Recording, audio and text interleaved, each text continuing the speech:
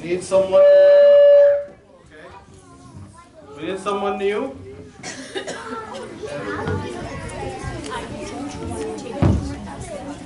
This is better. Okay. We'll start with this brother over here. Ibrahim. Okay. Why did Allah subhanahu wa ta'ala send books to individual prophets? So, as I mentioned last time, each prophet came to his own people, like Musa alayhi salam to his people, Nuh to his own people, Salih, Shu'aib, and so on and so forth. And each of them, each community, has its own circumstances and different challenges. So the book came to address these challenges they had, right? So because not every solution was suitable for every community. As I always say, if there's a community that, or someone, say for example, a prophet is like a doctor. And the people and the problems in the society are like illnesses, right? So you can't just give Tylenol to every patient who comes to your clinic. So everyone has a different situation, has a different problem. So every prophet came to solve certain problems in their community. Say for example, Prophet Shu'aib came to deal with the fact that people were corrupt in his time and they were cheating. So when they buy your stuff and they weigh, they take more. When they weigh for you, they give you less. Like in Surah Mutaffifin, for example. The people of Fir'aun were doing something wrong. The people of Salih were doing something terrible. The people of Lut were doing something totally different, and so on and so forth. Every community has a problem, and every prophet received a book to solve the problems of his time specific to his community. But in the case of the Quran, as I mentioned, it came as a universal message. It is suitable for all times and all places. This is why it deals with everything, and there is the reason why there's no book coming after the Quran, according to the belief system that we have. We'll take a sister. Yes. Me? Sister, yes. Over here. Yes. Okay. We'll come back to you. Yes. Loud. Loud. The shoes? Well, this is part of some of the superstitious beliefs that we have that if you put the shoes upside down, this is a bad omen, something terrible is going to happen to you. But there's no specific teaching that we have in Islam that says you shouldn't. Allahu A'lam. What we know from tradition and culture, sitting like this in front of someone, especially the elderly, and putting your shoe to their face, this is disrespectful, right? At least in the Arab culture. I'm not sure about other cultures. But to take your shoes off and put them to the side, upside down or otherwise, I don't see it as a big deal. Wallahu a'lam. We'll come back to you. We'll take a brother, then we'll come back to you. We'll take this brother in the back. Yes? Okay, why did Allah select the specific prophets in the Quran? I know there's no other one who Yes. Very good question. Why did Allah subhanahu wa ta'ala put specific prophets in the Quran? Well, the answer will be very long, but I'll try to make it very short. As we know that Allah subhanahu wa ta'ala tells the Prophet sallallahu alaihi wasallam in the Quran in Surah Nisa, Surah 4, and in other places, مِنْهُمْ مَنْ قَصَصْنَا عَلَيْكَ وَمِنْهُمْ مَنْ لَمْ نَقْصُصْ عَلَيْكَ. These are the stories of the prophets about some of them we told you the stories already, or we told you the stories of some of them already, and some of them we have not told you. So there is this hadith, authentic hadith, in which the Prophet ﷺ says that the number of prophets who were sent from the beginning till the end, from Adam to Muhammad ﷺ, was 124,000. 124,000 prophets. Now imagine if the Quran talks about every single one of them. You'll end up with 124,000 stories of these different prophets. So it's not going to be a book anymore. You need something way bigger than the Encyclopedia Britannica. Something huge. Which would be very difficult for a lot of people to memorize and study and learn. So Allah subhanahu wa ta'ala gave some examples as a flavor. And as I said, each of them Each of these prophets was dealing with a certain problem. Like say for example, one prophet was dealing with financial problem in his community, like Shu'aib. Someone was dealing with morality in the society, like Lut alayhi salam. So every prophet was dealing with a different problem, right? So when Allah subhanahu wa ta'ala mentions their stories, so these stories, there are 24 prophets mentioned by name in the Quran. 24, including Muhammad sallallahu alaihi wasallam, that's total of 25. So between them, Allah subhanahu wa ta'ala is covering all the problems and giving solutions in all these problems. Like in the story of Yusuf, he speaks about siblings rivalry, what happens between brothers and the jealousy and so on and so forth. And we spoke about financial problems, moral problems, and political problems in the story of Pharaoh and Musa alayhi salam. So between them, in these 24 different stories of prophets, they have solutions for all the problems we have.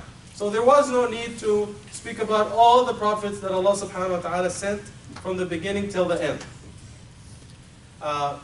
Another way of making the idea clear is, imagine if I'm giving a talk, Jum'ah, khutbah, I have about 20 minutes, and if I go over time, some people start shooting in the air, right?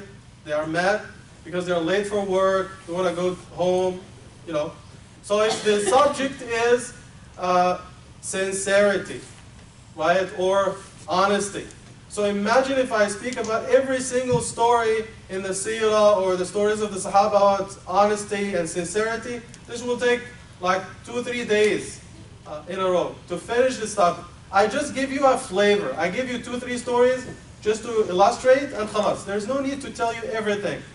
Because by just looking at the 2-3 examples I gave you, this would be enough to give you a taste, a flavor of the subject. Wallahu a'lam. But very good question. Go back to the sister who was mad at me. She moved, okay? You know the earth rotates all the time.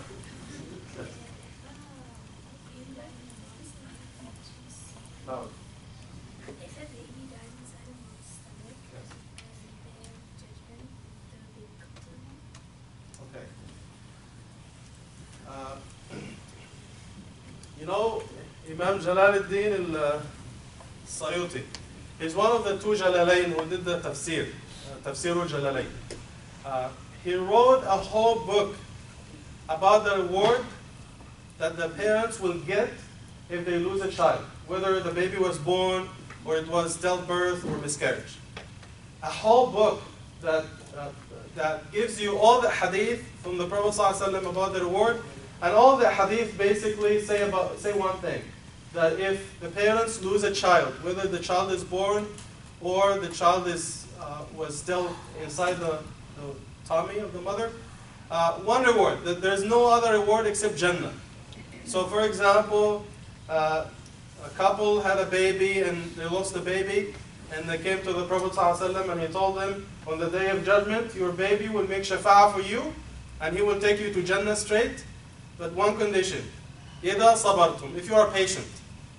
But if you cry and you go crazy and you blame everyone and you question Allah, why did you do this to me? This is not patience. This is the total opposite of patience. So yes, the person will make shafa'ah for the parents, and Allah subhanahu wa ta'ala will give them Jannah straight for their patience for this hardship. And I'm not sure if I mentioned this before, probably the most difficult thing that can happen to someone is for them to lose a child. Whether we're talking about a born baby or a miscarriage or a stillbirth. This is the most difficult thing.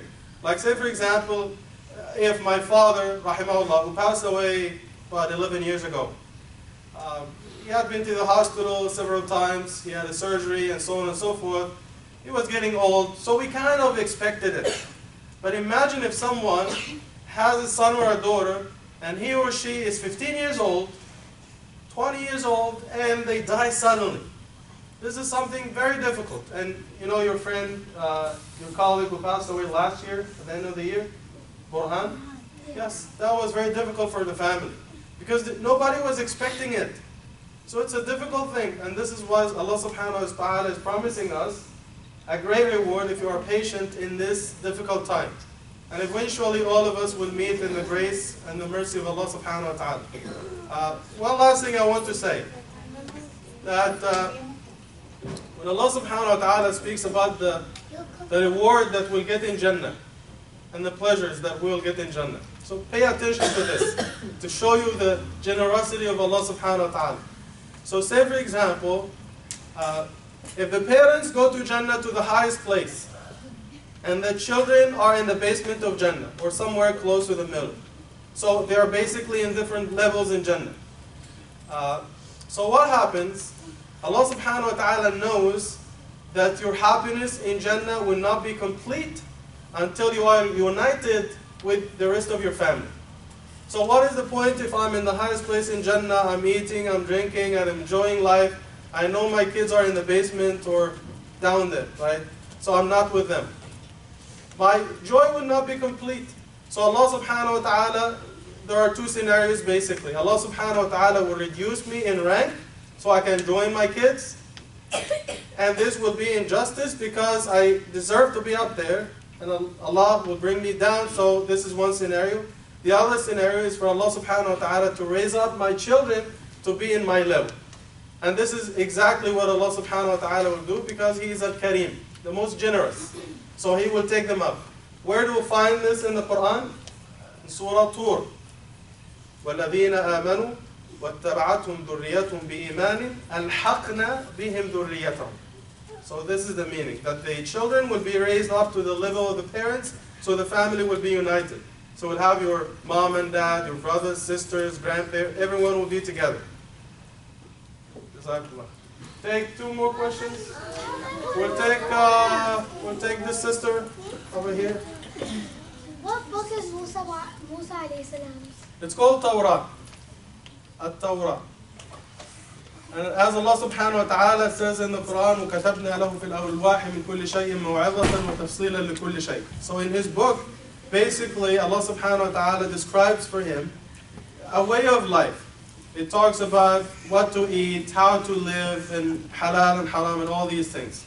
Some people sum them up to the 10 Commandments, which basically sum up your relationship with Allah, worship Him alone, pray to Him alone, and your relationship with the creation of Allah subhanahu wa ta'ala. Don't kill, don't lie, don't steal, be a good guy.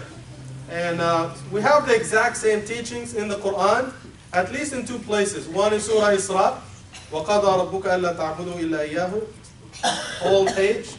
And in Surah An'am, قُلْ تَعَالَوْا أَتْلُوا مَا حَرَّمَ رَبُّكُمْ عَلَيْكُمْ أَلَّا تَعْبُدُوا إِلَّا اللَّهَ وَبِالْوَالِدَيْنِ إِحْسَانًا. So all these teachings are mentioned in the Quran. Relationship with Allah, the relationship with the people, and this sums up the Torah of Musa alayhi salam. Who else? Okay, we'll take teachers. Yes. I have a question from grade 8 students. Okay. They want to know how many years Prophet Ayyub alayhi salam lived in happiness before he gets sick and loses his money and his children and so on. Well, I heard different things. I heard 40 years and I heard 80 years. Because we have in the book 50 and 80, so they Yes. wanted to know. No one knows So for there's sure. no specific Yes. sure number. Okay. So when Allah subhanahu wa ta'ala speaks about the stories in the Quran, He doesn't go into specifics. And in many cases, Allah subhanahu wa ta'ala doesn't give the names or the places or the times, although everything is known to Him. So Allah subhanahu wa ta'ala knows, أَوْ كَالَّذِي مَرَّ عَلَى قَرْيَةٍ. He knows the person of Al-Uzayr. He knows the name. Or the wife of Al-Aziz in Surah Yusuf. He knows all these names. But Allah subhanahu wa ta'ala, the focus in the Quran is in the moral of the story. What do you learn from the story to make it applicable to everyone and every time and place? So in the story of Ayyub alayhi salam, I heard different things.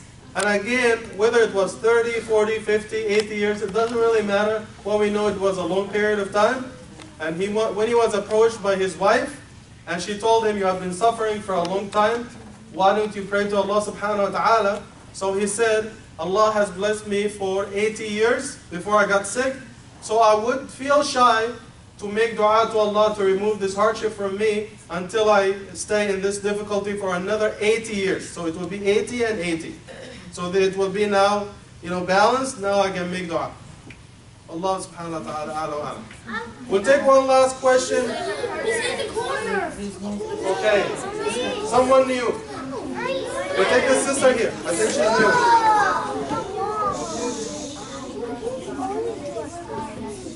This question. Okay, good question. The sister is asking the Eid after Ramadan. You should offer to offer an animal. So what do you think? The Eid after Ramadan, you should offer an animal or go to a sheep. Who has the answer? Do you have to do it, or is it permissible? Yes, me. It's permissible because you're not supposed to do it the Eid after Ramadan. You're supposed to do it on Eid al-Adha. And I have a good question. Okay, but I'm not done with the answer. I have a question. Okay, so we offer the animal for Eid al-Adha, which comes at close to the end of the Hajj. So it's far away from Ramadan. But anyway, offering the qurbani or the animal for Eid al-Adha is a sunnah.